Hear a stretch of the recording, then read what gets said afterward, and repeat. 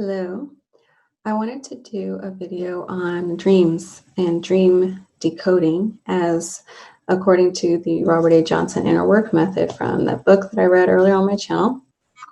And the reason I wanted to do this is I got some emails here and there asking about the process, and it's actually pretty fun and simple and straightforward if you don't overthink it, and it can actually be very powerful. And recently I started a practice of sleeping with a couple crystals under my pillow, specifically a piece of amethyst and a piece of malachite. Now, I didn't research this anywhere. I did hear about the amethyst crystal being under the pillow. It's supposed to be calming and soothing, all that stuff. So it would help with relaxing and getting into a good space to fall asleep. Now, the malachite is a powerful stone, and it's supposed to actually be for protecting energy, kind of veiling your psychic energy, your space, and keeping certain energies away. Now, I just put it under my pillow just to kind of see what it would do. I'm experimenting with different things, and I've had some very vivid dreams as a result, and I woke up remembering some of those dreams.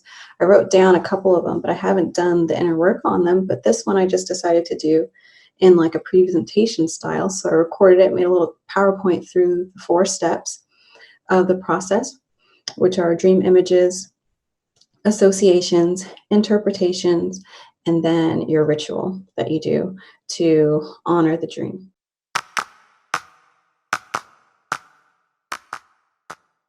And so I'll kind of go through that with you really quickly here and now. But first, I'll just kind of share what the dream was. I started out in a big, huge room. It was kind of something like I would say it's like a stadium or like a big auditorium room, more like a basketball gym, a gym, you would say. But it was all white, and there were bleachers on either side. It was filled with people. It was completely silent. Everyone was wearing white and gray. And it was like a meditation room, was how I interpret it. We were in a large meditation room. I was sitting on the floor with another group on the ground, and we were sitting there, and I couldn't focus. Everyone else was quiet and meditating. Out of my peripheral, I saw this guy across the room. I didn't know him. I don't recognize him outside of the dream, but I noticed him in the dream, and he was surrounded by a group of people.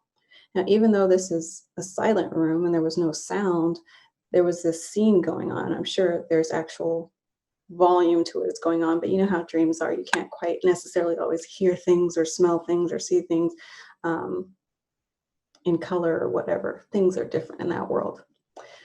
So this interaction is going on where there's this guy, and he's surrounded by a group of females, and they're kind of picking on him. They're taunting him.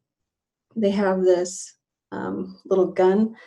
I recognize it as like the label gun that they use in stores to put the price tags on things, and they're sticking him.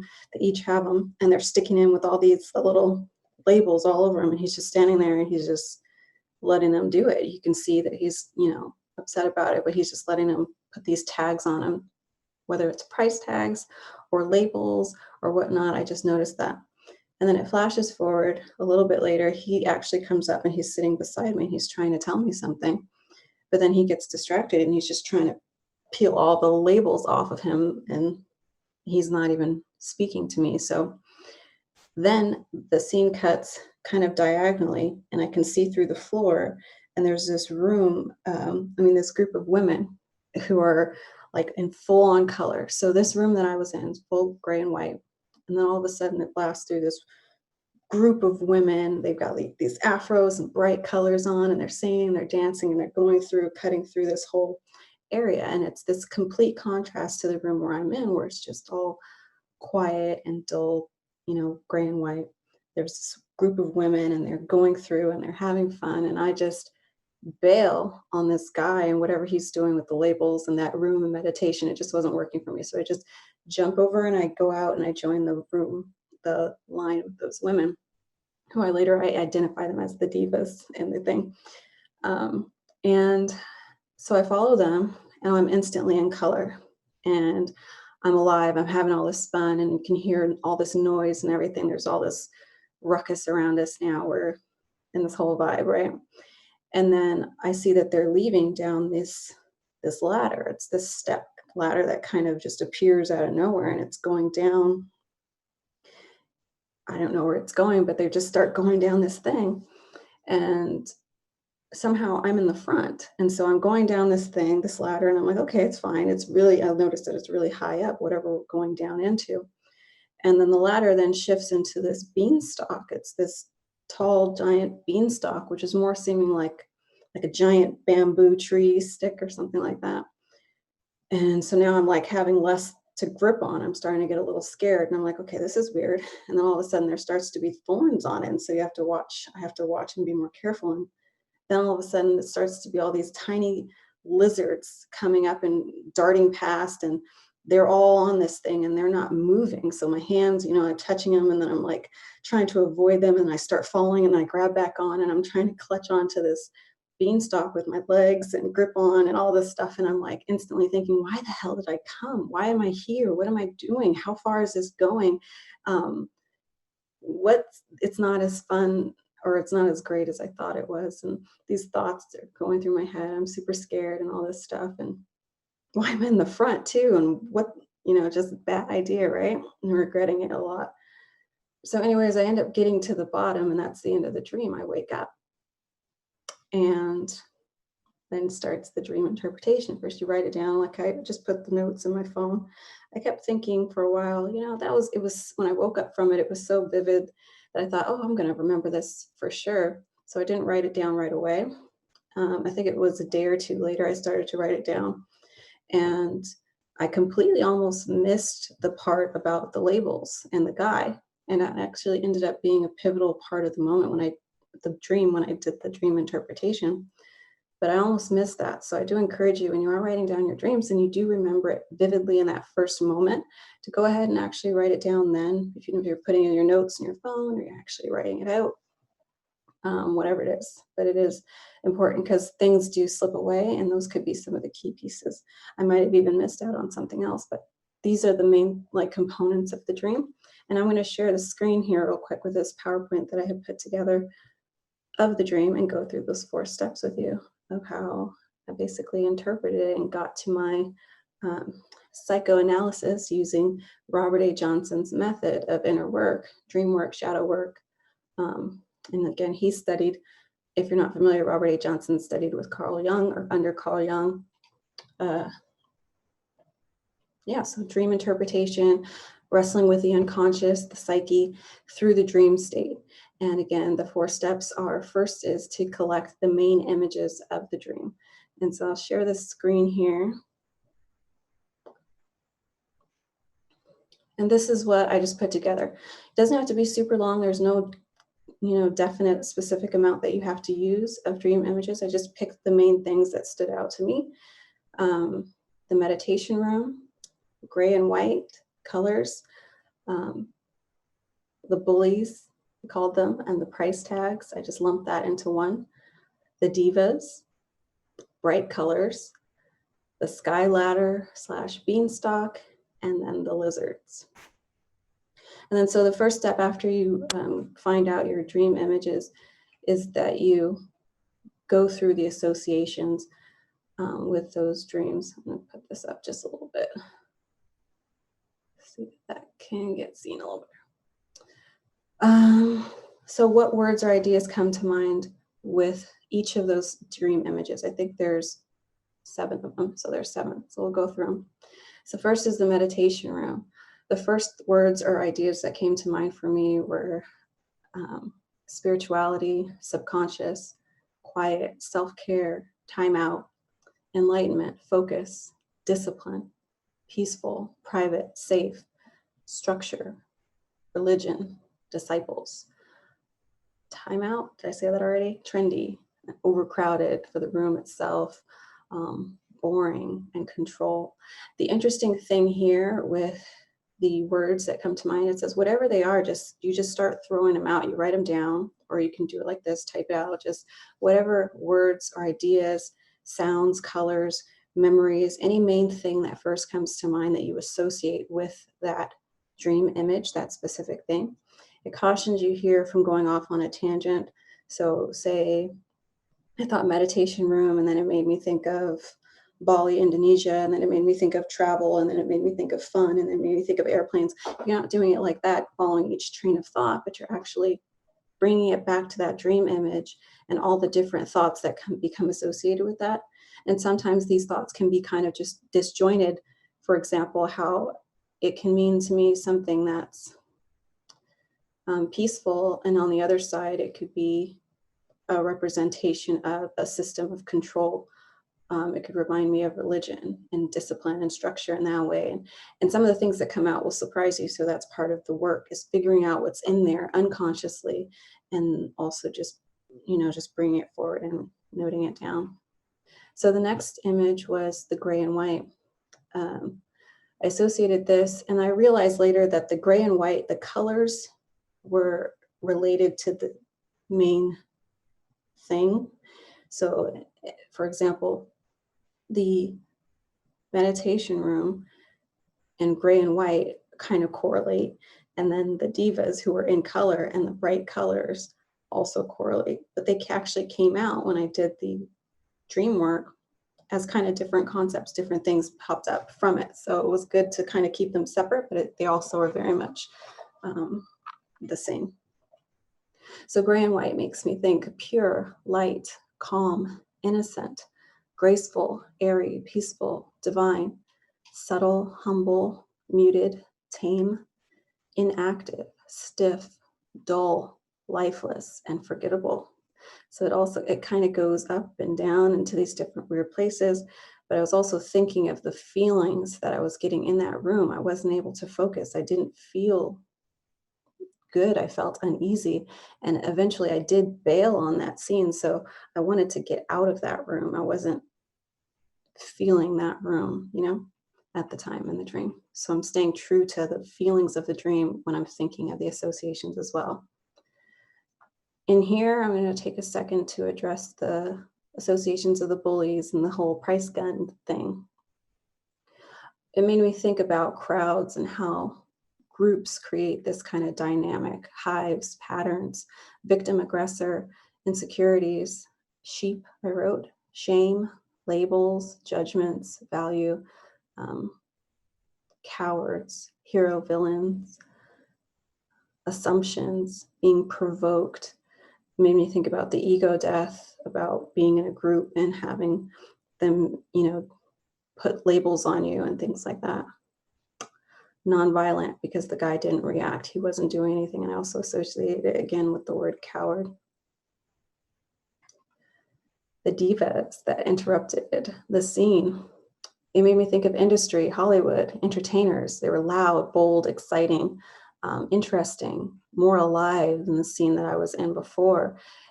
They seemed happy, free, moving, reckless, captivating, wild, daring, brave, seen, unforgettable, and they represented a way out.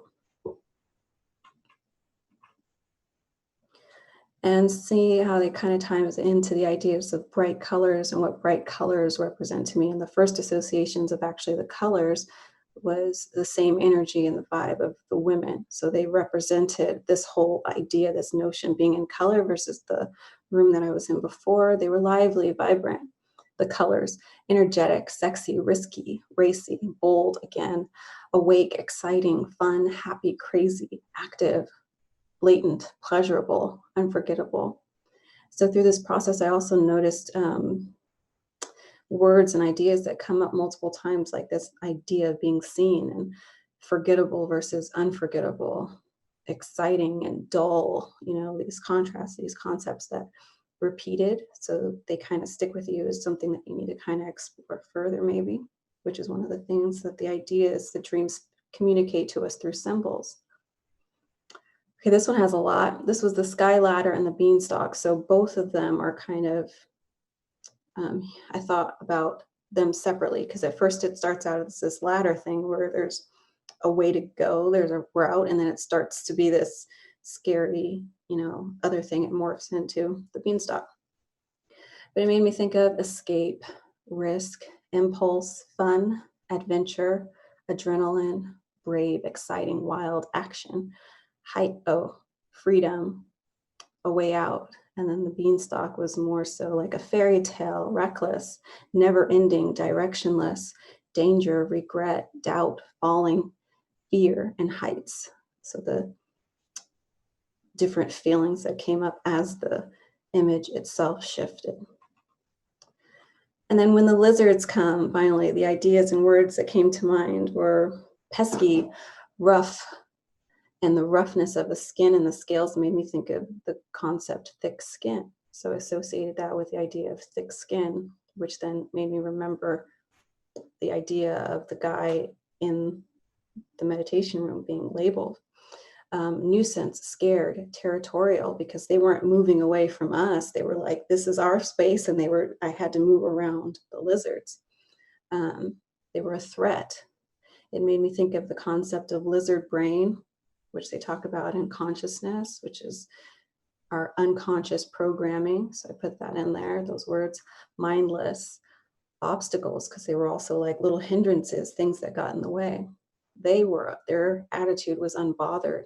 They invoked the feeling of fear in me. They were acting impulsively by their instincts, their animal nature, which is what I did when I jumped to go out on this little adventure.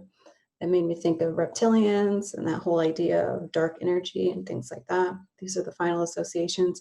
And the one up there, I did have one memory. There's a picture of me from preschool that my mom always, pulls up and shows me.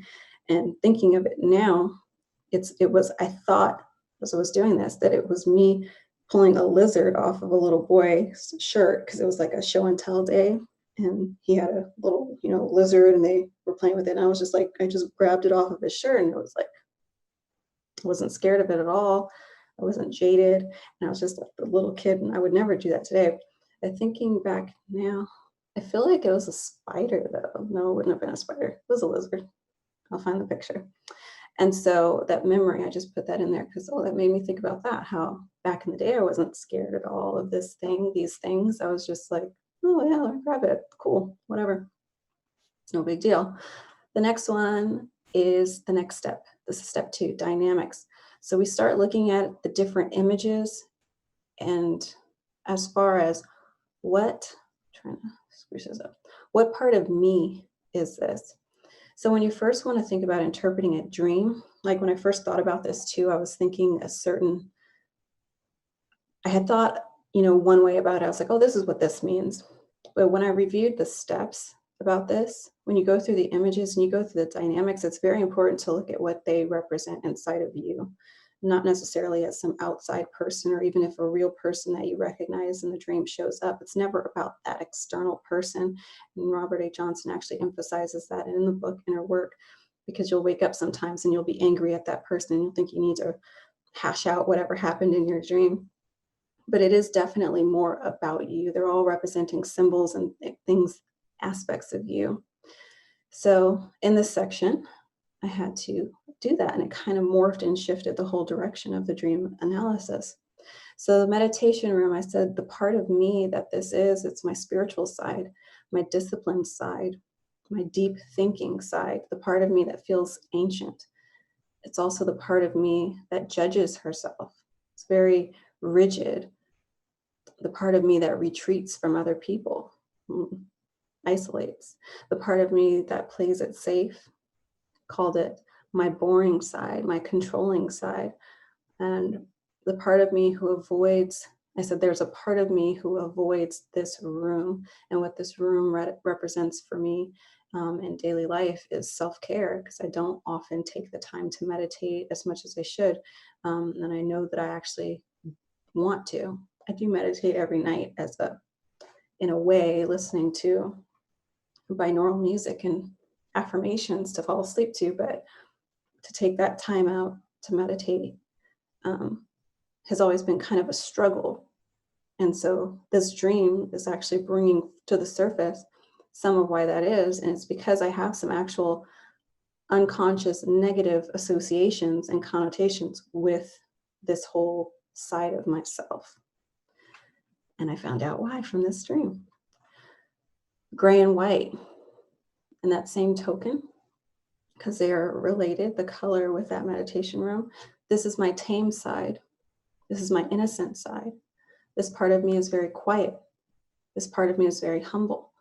This part of me likes to observe and blend in. This part of me is very simple. This part of me will walk away from a fight. This side has nothing to prove. This side of me is graceful and divine. People take this side's kindness for weakness.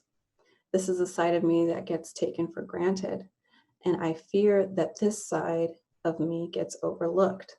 So as I started to explore some more of the associations that I had, those negative associations were directly connected to these dynamics, these negative dynamics that have come from my associations with that side of me, and led me to want to kind of avoid this side and suppress it, or kind of not acknowledge it around other people. Interesting. So then it got me to the dynamics of the bullies and the price tags. Again, when I first thought about the dream, I was thinking about how, yeah, this is how I feel about people getting bullied. And I was like, no, I have to apply it to myself. And I had to get serious with the fact that this is the part of me who used to be bullied. This is my inner victim. These people represented the part of me that cares what other people think. It's the part of me that I suppress, the part of me who didn't speak up for myself, the part of me who I viewed this side of me as weak. And so that's why I suppress this side. This is the part of me that now gets triggered. This is my nonconformist. This is the part of me that fights back now. And this is also my defensive side that has generated, this defense mechanism because of the fact that I was bullied. So now the divas. This is the part of me that wants to escape monotony. This part of me hates routine. This side of me is bubbly. This part of me loves adventures. This part of me takes risks. This is my alter ego. This part of me moves fast, is impulsive, interested in everything. This is my wild side. This part of me doesn't think things through. This part of me likes to be seen. So my gray and white side likes to blend in and, observe. And then there's this other side that's bright colors and the divas. So this one is, again, connected.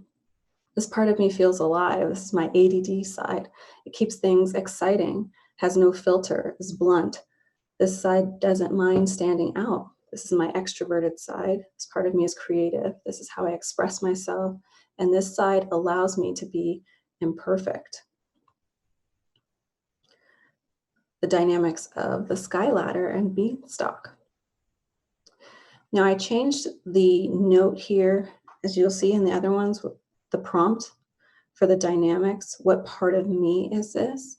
So that's easier to do when you have a person or a concept like this, these colors or the people, to see how to associate the dream images with a part of you that's inside of you. But when it comes to a thing that's like this, so the ladder or the beanstalk, there's not a part of me that's necessarily a ladder or a beanstalk. So there's also different prompts that Robert Johnson's book gives. So where have I seen this in my life? This concept, this ladder, and this beanstalk, and how I approached it in the dream. I looked at it as, in my life, I've looked for an easy way out of uncomfortable situations, for example, recently. So this is what my unconscious is trying to tell me through the dreams. In that situation, I wanted to run away from a conflict. I ignored the risk, and I mistook my naivety for bravery. I thought I'd be rewarded for taking action. I faced numerous challenges, like the lizards. I ended up feeling deceived because I had behaved impulsively. I couldn't turn back, just like on the beanstalk. I became doubtful. I became unstable, losing my grounding, my footing, and then trying to recapture, the beanstalk on my way down. But in the end, I did make it through, and I learned lessons the whole way down. And finally, the lizards. Again, changing the prompt to here, where do I see these traits in me? So the lizards represented a lot of words that came up like personality traits. So then you then ask yourself, where do I see these traits in me? When I feel out of control, when I feel triggered by deception, gossip, or bullying, the unhealed parts of me operate from my programming. So those associations with the words lizard brain, unconscious programming, mindlessness, I behave that way when I operate from my programming or the unhealed parts of myself, that triggered side, that defense mechanism side that I built over that white and gray meditation room kind of whole dynamic. When I feel threatened, I automatically attack. When I want to force a certain outcome, I also resort to my lizard brain programming. I wrote also that my sensitive side does not have thick skin, whereas the lizards have this thick skin, and they were there. They're like, this is my place. You move around me. But when I'm coming from that more vulnerable place, that triggered place, it's very sensitive, and I don't have that thick skin like the lizards do. I allow distractions and lose focus on what's important. And then my analysis of that memory of the preschool version of myself was that I could care less when I was a kid. You know, I didn't think about what anyone was thinking. I'm just like curious and, just being myself. I went the wrong way. So this part is when you get to the interpretation of the dream. And you ask yourself the big question, what is your unconscious advising you to do through this dream? What's the overall meaning of the dream? So I had these two thoughts that came to me. The parts of you that make you feel vulnerable and the memories you want to forget don't go away by creating a false self and escaping. There are things you love about the side of yourself that others reject. And when you allow others to decide who you should be, you lose yourself. I took it a step further because I felt the idea, the concept of glamour kept coming to my mind about the divas and all that whole thing, because I'm not really that into that kind of persona, but the dream was really representing this whole thing. And so I instantly thought of glamour. And so I did some research on the concept of glamour. And it's actually, I have heard of it as an occult concept, and it really actually brought this whole dream home with this occult lesson. Recognize the illusion of glamour. A glamour spell creates illusions. Rags look like elegant clothing. Ugly people look handsome. Hovels look like castles, and worthless objects look like treasures. Animals look like beautiful people. Glamour spells end suddenly. Just like that beanstalk, or the thrill of running off with those people in that group, it ended almost instantly, and it turned into a completely different scene where I had panic and regret and all these things that I hadn't thought in it through. So that showed me that the idea of this false self, this alter ego, was a glamour, and the spell and the illusion of it ended almost as quickly as it began, because in truth, like I had in that overall thought, there's parts of the other side of me that I did like, that I did enjoy, but I just felt shame in those sides. So I suppressed them and I went for what I thought was more desired, but it was a glamour. And this is what the dream is trying to teach me. So the source from that was from this occultworld.com. It was actually a pretty cool site. There's other stuff there. And the final step is the ritual. So you actually go ahead and take a conscious physical action to honor your dream. And so it can be symbolic or practical. In Robert A. Johnson's book, Inner Work, he gives an example of a guy who has this ritual, or had a dream about eating a bunch of bad food or something like that, and he realized that his dream was telling him that he needs to take the initiative to have discipline and stuff or whatever, and he's worried about his weight or something like that. And so his ritual was he went and he got a burger from a fast food place, and he went in his yard and he dug up, a little grave for it, and he actually buried the burger in the backyard. And it was his ritual way of, solidifying his commitment to himself, that he was going to take himself more seriously for his goals and things like that. My ritual, I got dressed in all white and spent 10 minutes in meditation, recognizing, honoring, and appreciating the gray and white part of myself. Cool.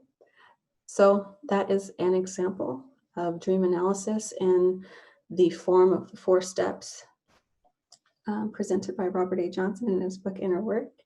I love that book, and I love what this practice, this system actually does for you in bringing a message that could be vague or ignored, or just seem like, oh, that was a random dream. Actually understanding that he says that when your subconscious isn't trying to tell you something, you don't dream typically. When you're having very vivid dreams, it's because there's a message that's really trying to get through to you. And so it's worth doing the inner work, the shadow work, and seeing what it's actually trying to tell you. And this whole process from beginning of the association right down to the ritual, it really actually comes up with something that can have you heal. It can be a very healing process. And practice and self-awareness. So it was really fun. And I'm going to do this again, possibly. I have another dream written down. But yeah, it was fun. I recommend it. If you have any questions, email me, usabria@gmail.com, or comments here on the video. Thanks for watching.